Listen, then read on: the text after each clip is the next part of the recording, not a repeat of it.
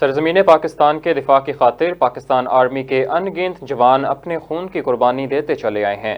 ایسا ہی ایک بہادر جوان ضلع راولپنڈی کا نائک محمد عاطف ہے، جس نے دفاع وطن کی خاطر اپنی جان کا نذرانہ پیش کیا۔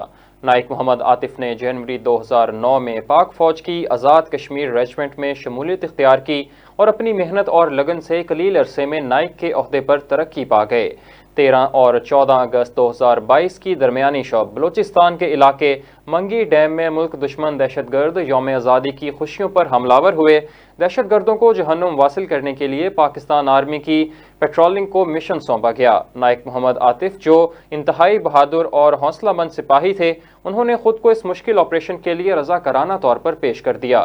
کیبنٹ پیٹرول پارٹی نے دہشت گردوں کو گھیرے میں لے لیا اور دونوں جانب سے شدید فائرنگ کا تبادلہ شروع ہو گیا۔ نائک محمد عاطف نے انتہائی بہادری سے دہشت گردوں کا مقابلہ کیا اور اسی اثناء میں 2 گولیاں ان کی گردن میں لگ گئیں اور یہ بہادر جوان یوم آزادی پر اپنی جان کا نذرانہ پیش کر کے ہمیشہ کی زندگی پا گیا۔